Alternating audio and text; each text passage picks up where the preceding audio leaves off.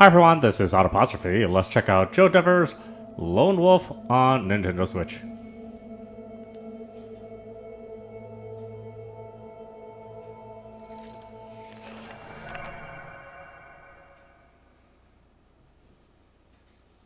It's like, welcome to a loading screen.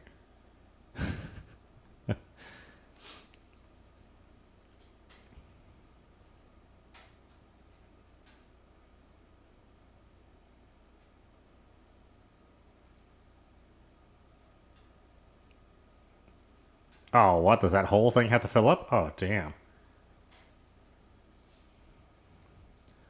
Hopefully it speeds up along the way sometime. No. No? Okay.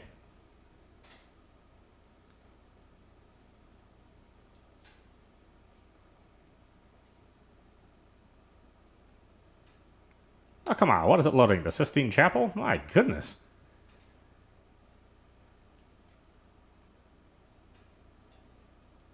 You can't tell me it's loading up 4K 4K textures.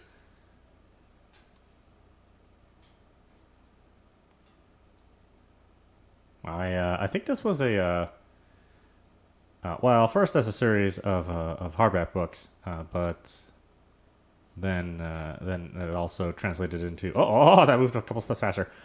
It was also translated into mobile titles. So I mean, if this is representative of the mobile title, I'm surprised it sold any copies at all.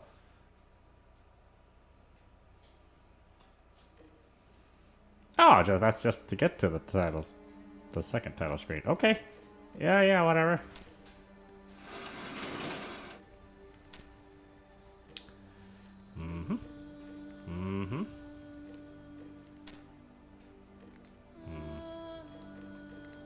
Okay. Write your story.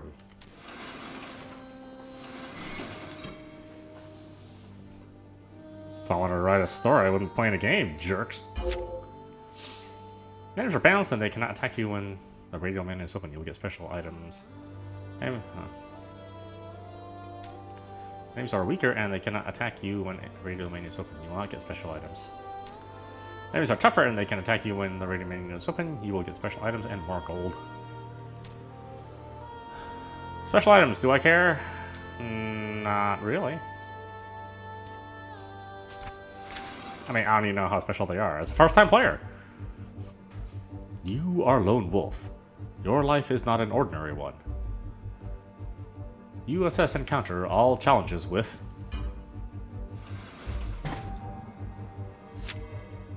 multiple choice. The multiple choice menu lets you choose your path and write your own story. Pay attention on what you decide. Your actions shape the world around you. Select each icon with the left stick to display its description, then confirm your choice with the confirm command.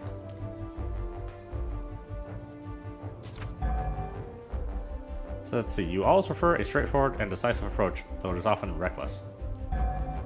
Carefully assess details of any situation before attempting to overcome an obstacle.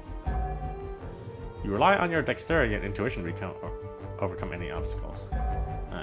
So pig-headed, thoughtful, run my ass off. Let's try thoughtful.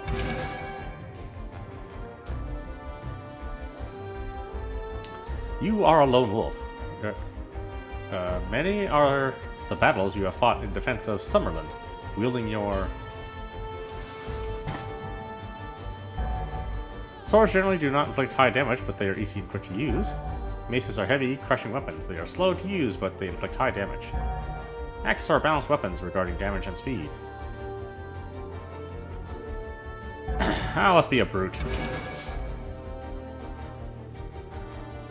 Many are the battles you fought in defense of Sommerlund, wielding your mace. You are more than a gifted warrior. You possess special Kai disciplines that give you mastery of healing, restores your health and improves your meditation skills. Survival combines the skills of Master, Tracker, Hunter, and Explorer. I'd rather heal. Mind Blast and Mind Shield transform your mind into a powerful psych weapon and Psychic Shield. Mind over Matter lets you manipulate objects in your immediate environment. Animal kinship enables you to communicate with and influence most animals. You are able to perform extraordinary martial feats due to your mastery of weapon skill. Want to talk to the animals. Camouflage enables you to blend into your surroundings, enhancing your stealth and secrecy. Your sixth sense enhances your natural intuition, helping you identify and counter unseen dangers. Seems more fun. Give you mastery of healing, mind blast, mind shield, animal kinship, and sixth sense. For Sommerlund and the Kai.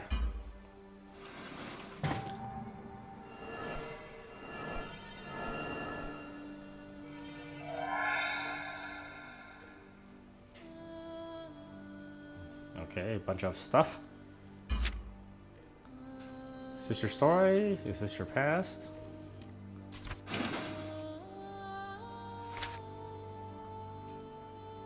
Oh, don't make me do the whole thing. Oh my god, really?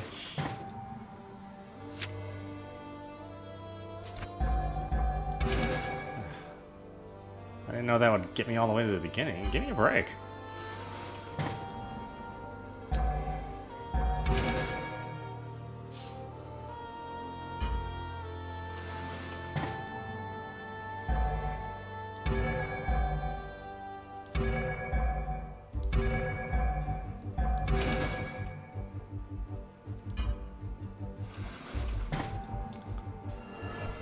I mean, it's just a bunch of symbols, and hell if I knew what all that meant. Yeah, sure. Yeah.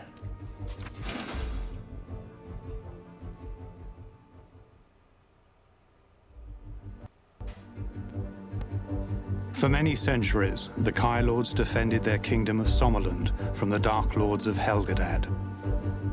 Many battles were fought and won by the Kai, but finally came their demise. 3 years ago, the monastery of your warrior order was attacked by the armies of the Dark Lords. The Kai were destroyed. You were the only one who survived the final battle. All seemed lost, but you retrieved the Sommersword, the one weapon that can slay a Dark Lord of Helgedad. You slew Zagana, the Dark Lord leader, and saved your kingdom from destruction. Now, the lesser Dark Lords hunger to take their revenge. It falls to you, the last Kai Lord of Sommerlund, to crush their evil schemes once more.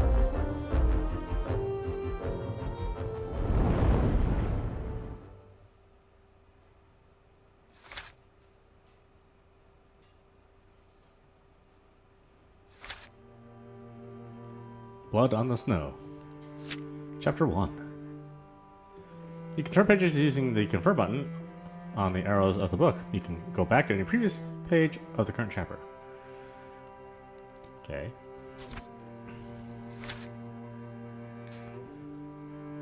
You are Lone Wolf, the last of the Kai Lords and sole survivor of a massacre that destroyed your elite warrior order. You would prefer not to be where you find yourself now, in a narrow mountain pass, blanketed with crisp snow, flanked by shadowy timberlands where icy winds whistle through the branches and chill you to the bone. You would prefer not to be here, but duty has called you to this remote part of your domain. You are the Pharaoh of this territory, and you are responsible for the safety and security of the hardy Sommerlund folk who live and prosper in this harsh mountainous borderland. You have received a disturbing report of enemy activity around the mining village of Rockstar, and all communication with the village has ceased. Fearful that the settlement may have been attacked by Gyeks and other Darkling raiders, you have come here to assess for yourself the true situation. Excuse me. After a seemingly endless trek through snow and ice, you have almost reached your destination. Your horse becomes increasingly nervous as you approach the outskirts of the mining settlement.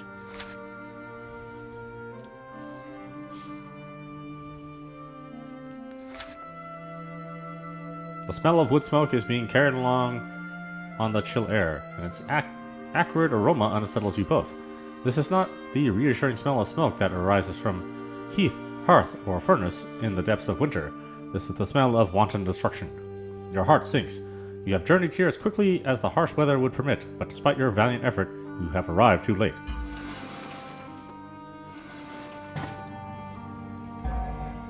Let's see. You don't master this discipline. You don't want to waste any more time. You urge your horse to gallop. You decide to be careful and proceed on foot.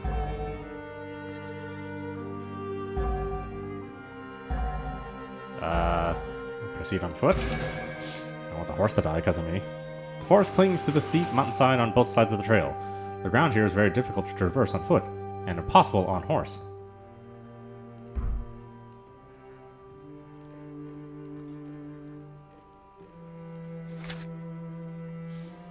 On horseback, it comprises jagged rocks and loose shale, interspread with treacherously deep and narrow fissures, and they are all covered by a blanket of ice and snow.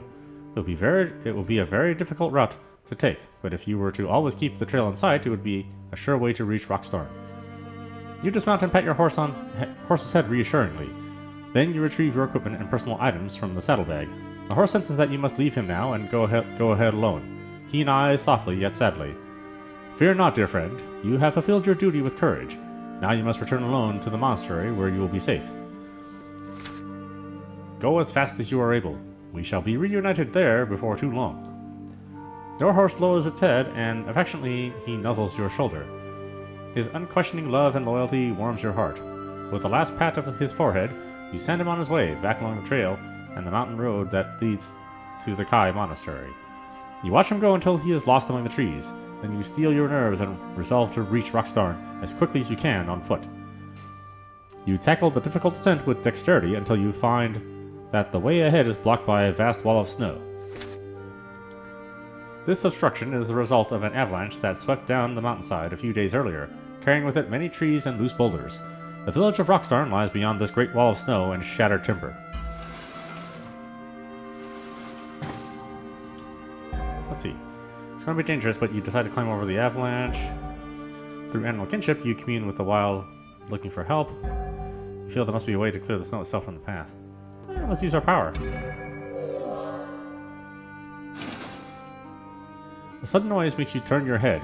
Instantly you see several pairs of eyes, yellow like burning torches, staring at you through the snowy underbrush. These are the eyes of mountain wolves. You crouch down in the snow and keep perfectly still, your senses tingling. Slowly, the pack leader leaves his cover and moves towards you. He is an old male with a distinctive patch of white fur in the center of his forehead. His thick gray body fur is highlighted with gold-colored hairs that ripple and gleam as he traverses the forest floor with ease.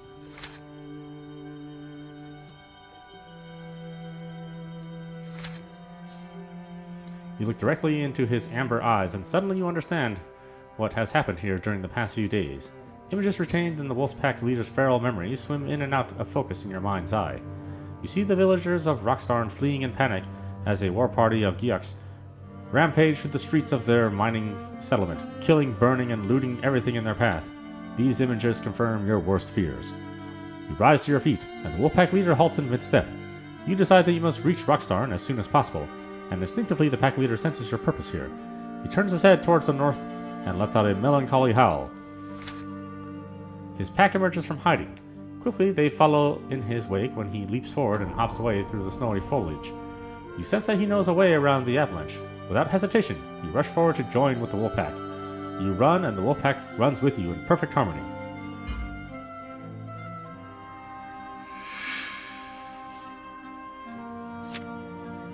The world map lets you decide which narrative section to unlock next. Pay attention when you choose. Some decisions can't be undone. It also lets you access the merchants you have unlocked. The world map can be accessed from the tome interface. Meditation is the skill that Lone Wolf uses to rest and recover vitality points, endurance, and Kai power. You can meditate only before leaving your current location, before triggering a new narrative section. If you are ambushed while meditating, you'll start the combat session with your Kai powers on cooldown. While moving on the map, or during meditation, there is a chance that you will trigger a random encounter.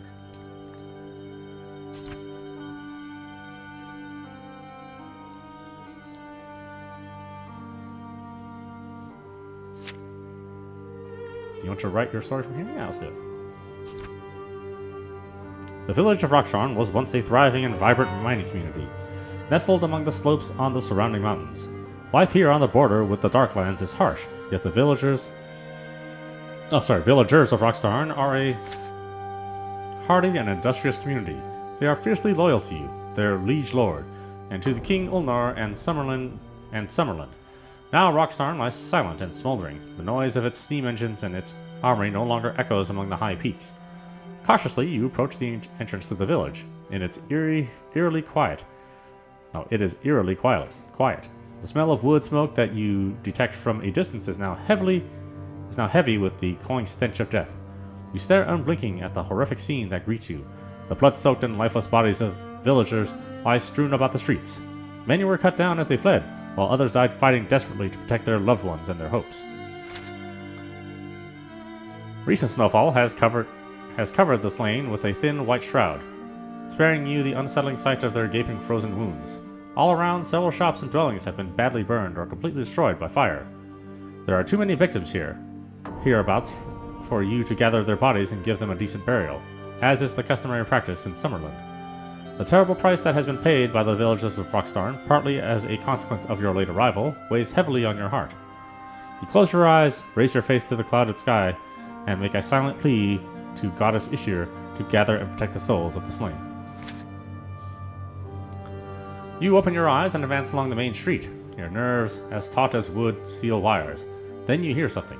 It is the sound of bare feet on fresh snow.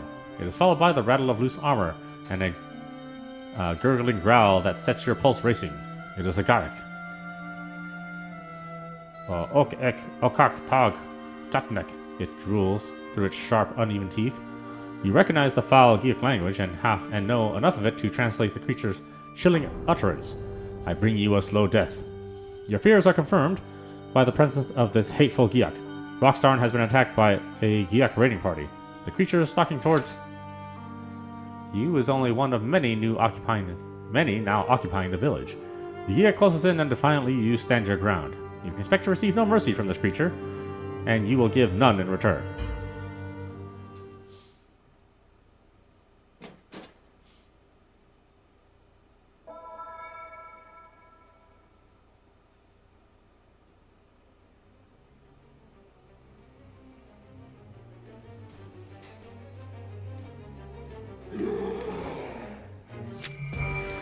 Let's see action buttons.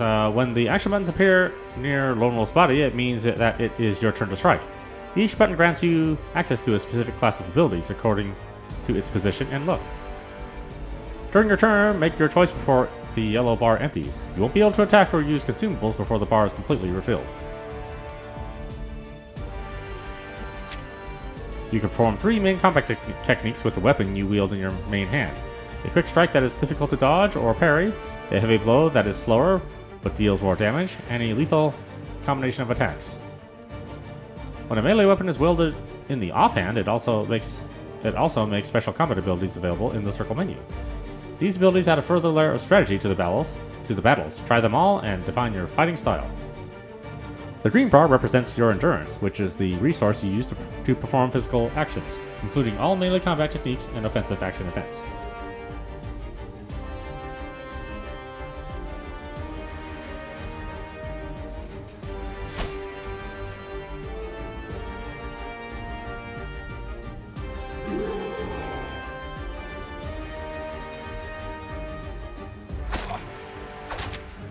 In order to perform a directional action event correctly, perform the suggested movement with the left stick.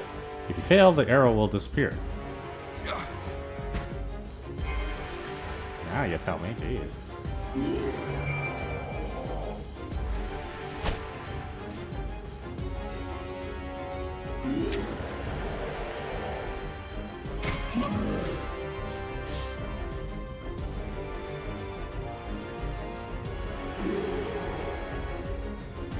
Another one?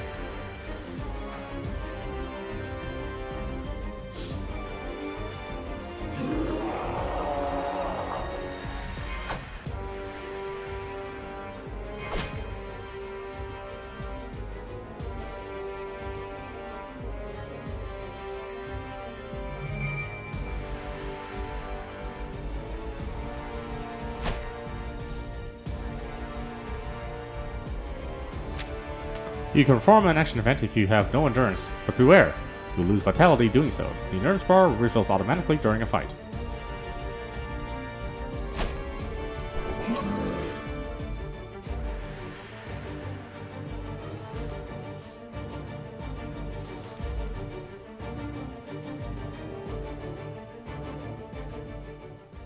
Huh, that's an interesting system. I don't know, I like it so far. The writing's good, and the events seem like significant, every decision you make. Okay, the Gia closes in, and defiantly you stand your ground. You'd expect to have seen it. Yeah, okay, great. What do I got? Take it all. Yeah, take it all. You derive no pleasure from killing, but if there is only one survivor still alive in the village, you will vow to do everything you can to find and keep them safe. You turn away from the Giak's corpses and scour the surrounding buildings for signs of life, but this part of Rockstarn and its inhabitants were hit especially hard. It looks as if the Giaks wanted to make it doubly sure that nobody could escape and raise the alarm. The houses and stores are badly damaged, their once fine facades blackened and charred by fire. The closest building is near to collapse.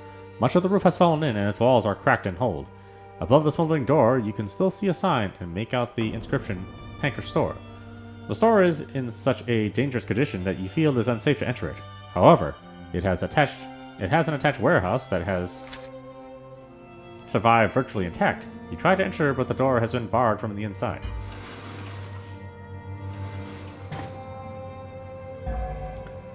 Let's see, you try to reach a large hole that you spotted in front of the building. You rely on your strength to bash the door down. I don't want to destroy it. People are hiding in there. Making a decision through the multiple choice menus may trigger an action event. Be ready for anything or face the consequences. In order to perform a precision action event correctly, wait for the external outline to touch the central circle. When the circle glows, press the correct button. If you fail, the circle disappears. I just went through one of these. In order to perform a direction action event correctly, perform the suggested movement with the left stick. If you fail, the arrows will disappear.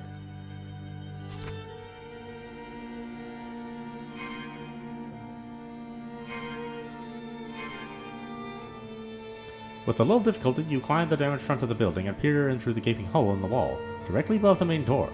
Below, you can see the storage area of this general store. Its goods and produce lies scattered everywhere. You sense the presence of Giaks, although you cannot be sure how many are lurking here. Then they scuttle into view. They are fighting over a leg of cured ham they have found. Roughly, they claw and shove each other as they struggle for possession of this haunch of meat. You watch as they come closer to the barred door. When they are below your position, you decide to use the element of surprise to your advantage. You leap down and attack them, catching them unawares.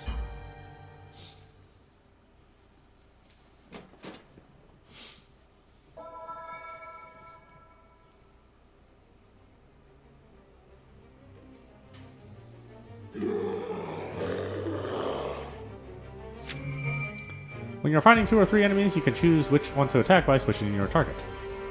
With the R and L button. Okay, sounds good.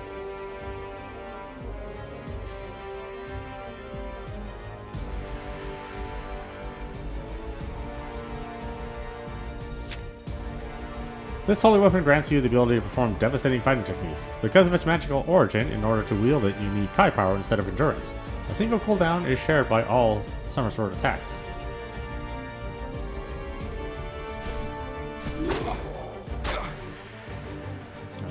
Do anything.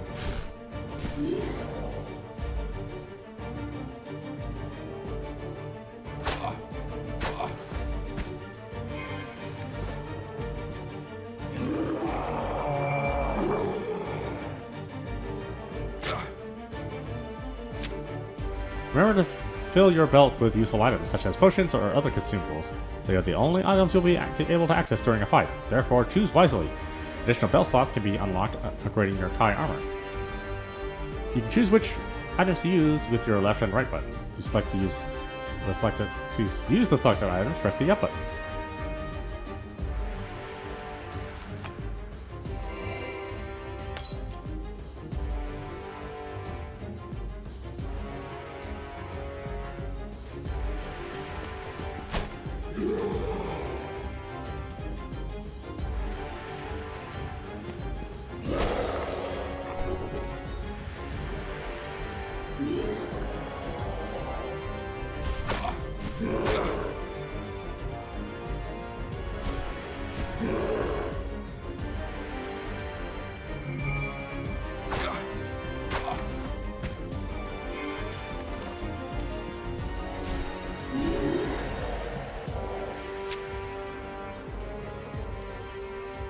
The blue bar represents your Kai power, which is the resource you use when you resort to your Kai disciplines. The Kai power refills automatically during a fight when you kill an enemy. Your intelligence enhances the effect.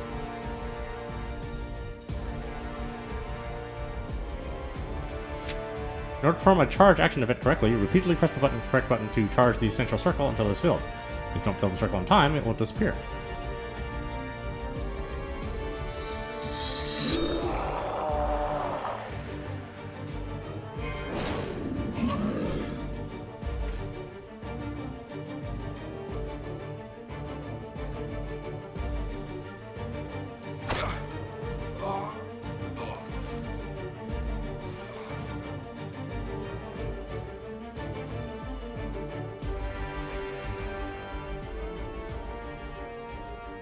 Your adventure ends here. It's not over yet. Had it been different... let's restart the battle.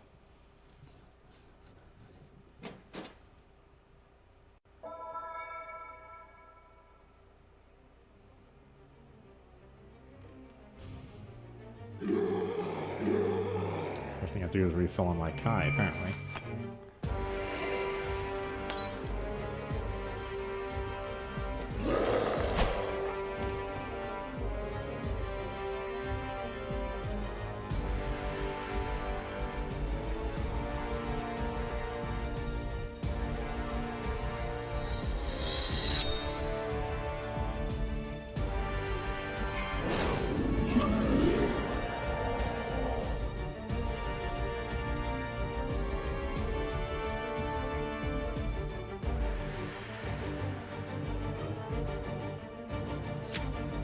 Range weapons. Use of all range techniques is connected to the equipped ranged weapon. Throwing knives and crossbows. Range attacks consume ammunition. Crossbows have firepower as their main stats. Increases bolt damage. A bunch of knives, I guess.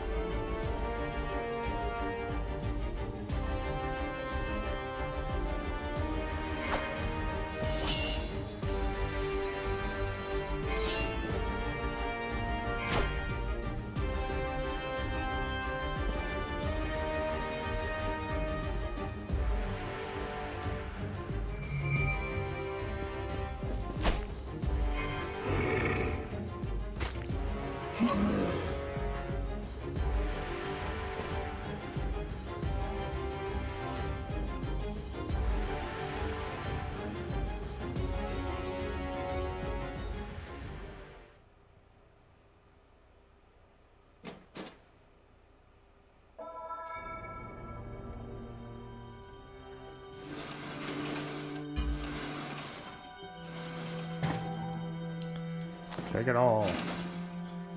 This was once a thriving general store, but now it lies in ruins. Its structure badly damaged by fires that were started deliberately by the marauding Geoks. Much of its stock has also been looted or despoiled by these unwelcome invaders. A map of Rockstarn and the surrounding mountains area hangs on the soot-blackened wall. This mining village is built on a plateau of rocks overlooking the sunken forest. The entrance to its famous Bronian mines is located in the southeast part of the crater-like wall of rock that surrounds and contains the wooden depression. You suspect that Bronin may be the reason why the Geoks have attacked Rockstarn in force. You search through the debris that covers the floor, but there is little value to be found. You are about to stop your search and leave the store when, behind the store's counter, you discover something that sparks your curiosity. It is a large wooden chest, and it is locked.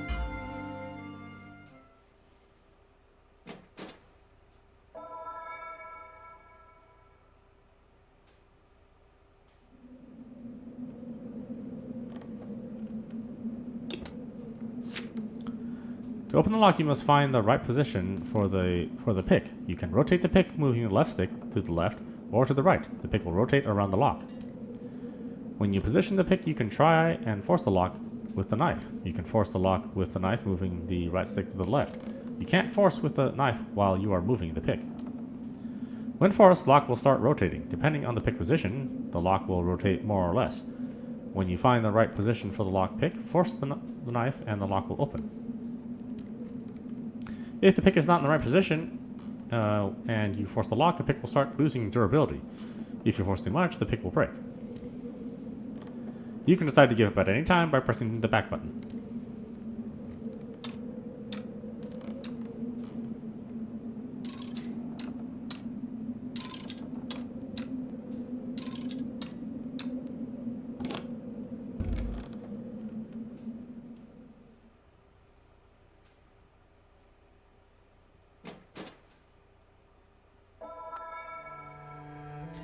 You managed to pick the lock.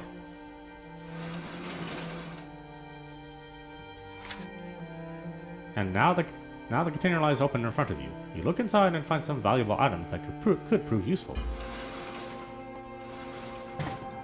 Oh, all sorts of stuff now. When you leave the store and return to the main street, a gust of icy wind bites into the exposed flesh of your face, and the sudden chill makes you shiver. The winter sun is completely obscured by thick gray clouds. Yet you are able to tell the time of day without its helpful presence. It is nearing midday.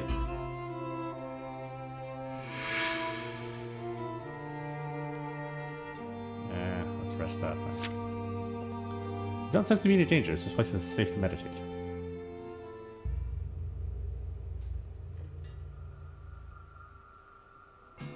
Fully rested, yay.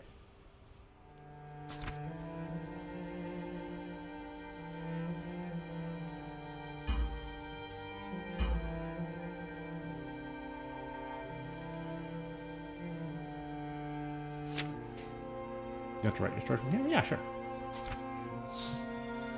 You follow the main street, tense and alert, ever watchful for signs of human life and Giak raiders. Suddenly, the door of a nearby building is thrown open, and into the street pour a gang of Giaks, growling and waving their black-bladed weapons above their loathsome heads. You steel yourself for imminent combat, but your concentration is broken when you glimpse a human is among their number. It is a girl, in her late teens, with short dark hair and sharp, sparkling eyes. Judging from her appearance and her clothing, she does not look like a typical Rockstorm villager.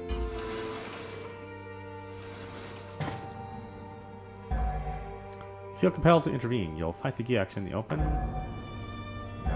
You take advantage of the occasion to observe the girl. You launch a Mind Blast attack against the distracted Giaks. Mind Blast!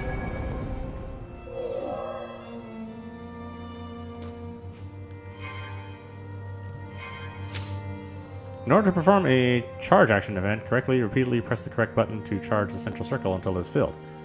Oh, okay. I've been doing those for a while now.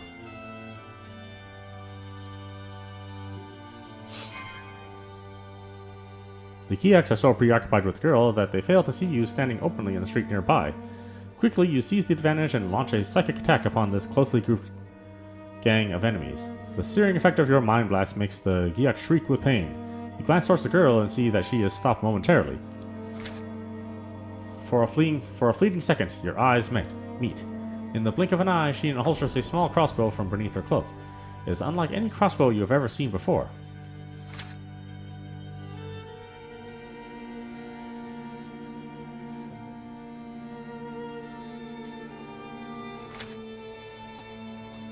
She levels the strange crossbow at one of the Giaks and sends a steel bolt straight between the creature's hateful eyes. She fires again, and another Giak falls dead. Then another. The crossbow is reloading itself as fast as she can fire it. Quickly, she holsters her weapon and sprints across the street towards the cover and safety of an undamaged house on the far side. Your instinct is to follow her, for she is the first living being you have encountered so far. There are many questions you would like to ask her. Unfortunately, the break in your concentration gives the Giaks some reprieve from your psychic attack. And now their shrieks of pain have turned to cries of anger. You raise your weapon and rush towards them, eager to slay them all before they can fully recover from the effects of your Kai Mind Blast.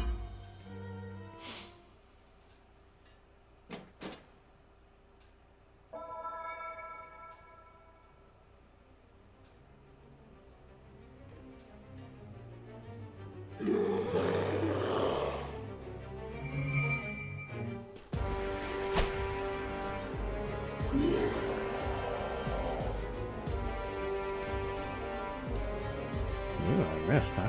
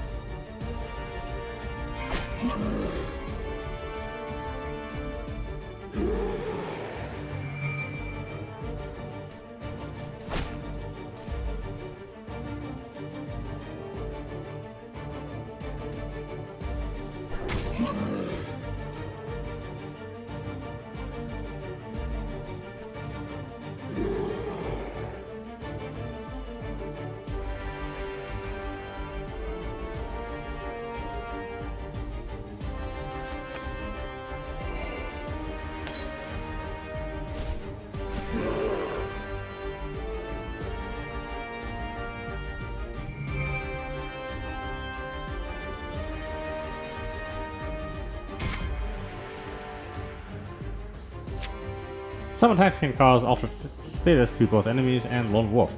Each status has different characteristics, and some of them can be cured by elixirs. Let's see, debuff causes physical damage over time, causes fire, holy fire damage over time, causes poison, target is stunned and unable to act for a while, target is unable to perform melee and ranged attacks. Target sees more physical damage, target is unable to dodge or parry, also target has less time to act and each action requires a greater effort to perform. Oh, you gotta memorize all this stuff? My god, the target deals more damage but is unable to dodge or parry, Lone Wolf's Kai disciplines are temporarily disabled, Lone Wolf's Vitality, Kai Power, Endurance are reduced by half until the end of the current fight. Lone Wolf is temporarily incapacitated and cannot start. For a limited time, the enemy can't attack with the main hand weapon. Causes physical damage over time that increases progressively. When the debuff is active, Lone Wolf has limited time to defeat his enemy. Endurance, automatic regeneration is temporarily halted. My god, I'm not gonna remember all that stuff. Give me a break.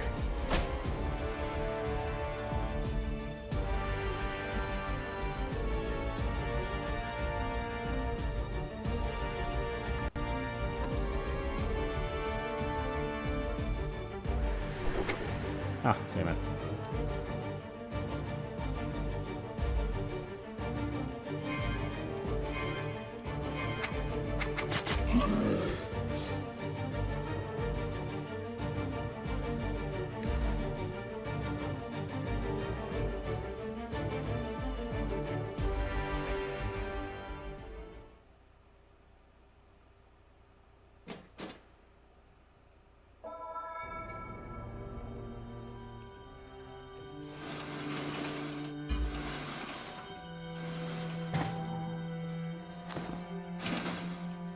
The girl is nowhere to be seen. You focus your gaze on the houses opposite and detect fresh tracks leading towards the front door of the largest house. It has escaped the fire that has ravaged much of the area, and clearly you can see the ornate sign fixed above the door. Redalian the Inventor. Stealthily, you approach the front door and twist the iron handle. It is locked.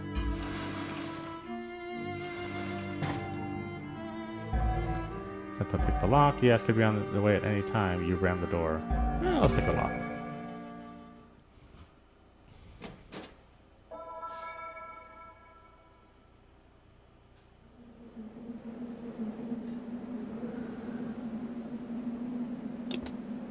Like so. A door broken is no good to you, honestly.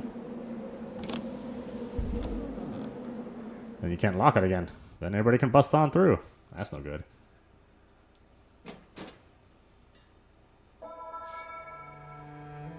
You hear the click of the lock open, and you reach for the door handle. One twist and it opens easily on its well-oiled hinges.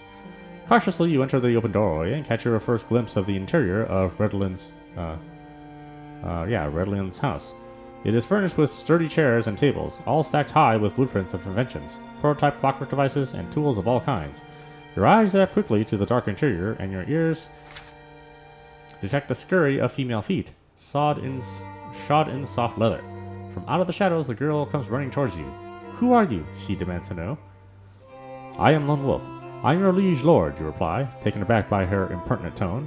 And who are you? I am Leandra. Jen Redalian is my father. Leandra's voice is tense and irritable. It is as if she resents having to answer your simple question. This is not how the villagers would normally address their liege lord, and you assume she must be in some state of shock. Thank you, my lord, she says, her voice dripping with sarcasm. So gracious of you to visit our humble little village. Such a pity you arrived too late. Far too late. Her harsh words shock you into stunned silence. You are a little unnerved by her disrespect and her belligerence.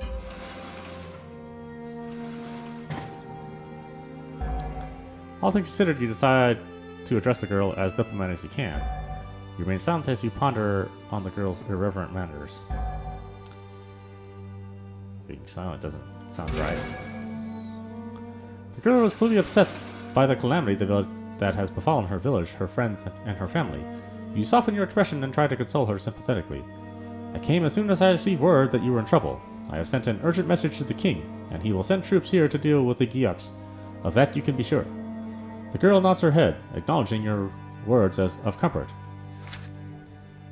But she does not say anything in reply. You sense that she is not entirely convinced that what you say will come to pass. She goes to the front door and closes it before she says anything more. The girl goes and stands next to a latticed window at the front of the house. Anxiously, she peers into the street beyond. She is fearful that more Geeks will arrive soon and try to break into her house. You stand on the other side of the window and try to get her to talk to you. Together, you keep watch for marauding gangs of Geoks. After a few minutes of uneasy silence, she finally relents and tells you what has happened. In Rockstorm, she also tells you something about herself and her famous father. A large raiding party of Geoks, supported by Drakrim, attacked the village the day before yesterday. They gained entry into the village by way of the large steam-powered elevator platform.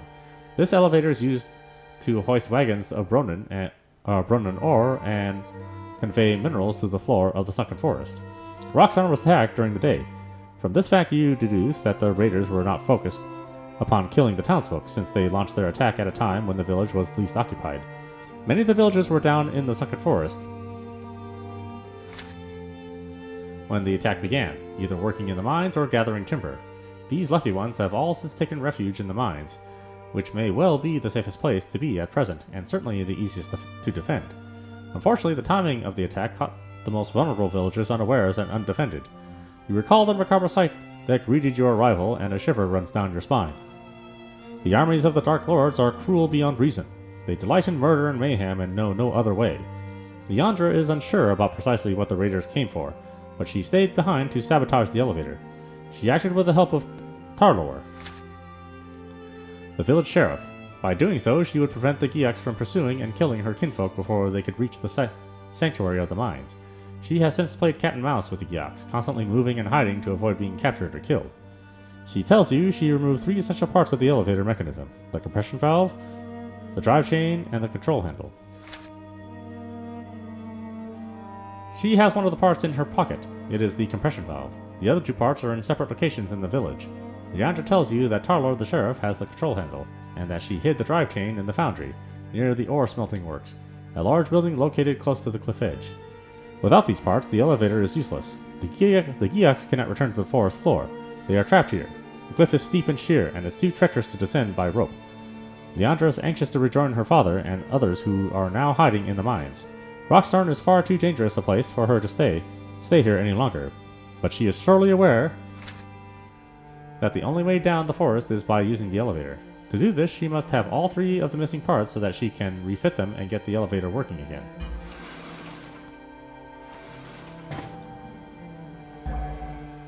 You ask Leandra if she works as her father's assistant. Feel the urge to move on. There's no time to lose. You're impressed by Leandra's skill and ask her about them. Yeah, I don't have time to dilly-daddle. Look her straight in the eyes and say, I do not know exactly why Rockstorm was attacked, but such a forceful and brazen attack does not bode well. I must reach the floor of the sunken forest and find out what drove the raiders here. I vow that they will be made to pay for the dark deeds they have done here, but in order to fulfill this vow, I need the elevator to be returned to working order, and for this to happen, I will need your help. Leandra says, when the Geoks discovered that I'd sabotaged the elevator, they were furious. In their blind rage, they vandalized the pump room and the boiler house. I must go there and make good any damage to the pump and boiler. There's no good replacing the missing parts if there is nothing to power the elevator. And while you are taking care of that, I shall search for the missing parts, you reply. Leandra nods her approval. Remember, she says, Sheriff Tarlor has the control handle, and the drive chain is hidden in the foundry. I had little chance to hide it properly. There were 2 Geoks chasing me, as I recall. I threw it among some other chains that were lying on the floor. It is very different to these chains. It is smaller, and it's well oiled. The foundry chains are dry and have much bigger links. Very good. This will help me to find the parts, you reply. Your immediate tasks are now clear. You must find Sheriff Tarlor and retrieve the control handle, and you must go to the foundry and find the drive chain.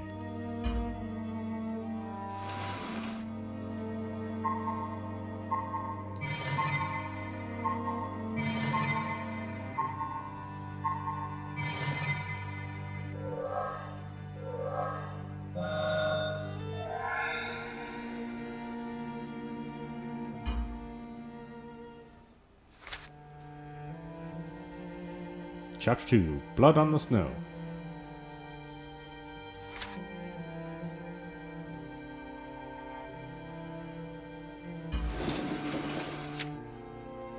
The red bar represents your vitality, the blue one your Kai power, and the green one your endurance. Each of these icons lets you access different sections of the book. Remember to put your belt to good use. Place potions or other items in the slots and access them while fighting. Use wisely since you won't be able to open your inventory during combat session. Additional belt slots can be unlocked by upgrading your Kai armor.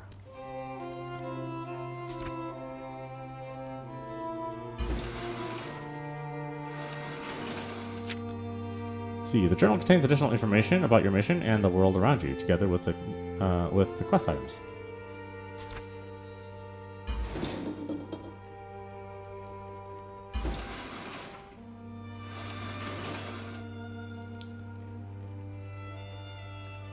These are just options.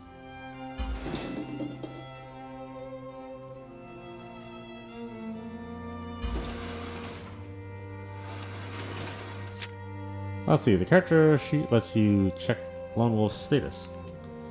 It also contains useful information about the fighting abilities related to the weapons you have equipped. Improves melee damage and Lone Wolf's natural armor. Improves all Kai disciplines and Summer's word damage and Lone Wolf's turn duration.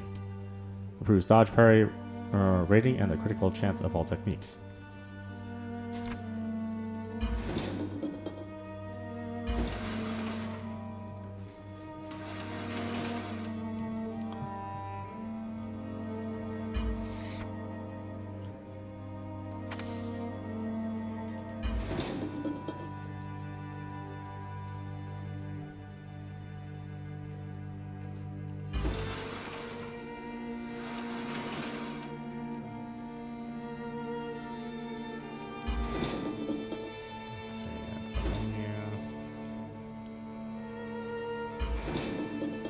The start button.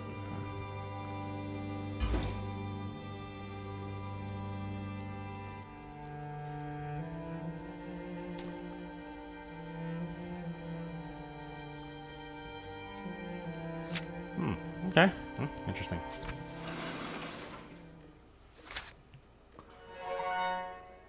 Gallery. Okay.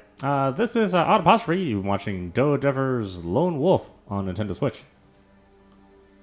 I think it's really good. I mean, it's basically a visual novel with some action elements inside.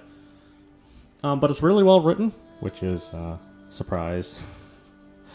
Considering I've been playing a lot of JRPGs, and those are pretty much the opposite of well written. Or they're hastily translated, honestly. Maybe not well. Maybe well written isn't the right word. So I think we'll play this all the way through. Mainly because it's so different. And it's not necessarily the same old thing that I've been doing with JRPGs. So I'm pretty excited about it. Hopefully it'll end up well. But knowing me, I'll probably write myself into some sort of corner and end up dying before the quest is over. Anyway, I hope you enjoyed watching. I will see you at the next stream.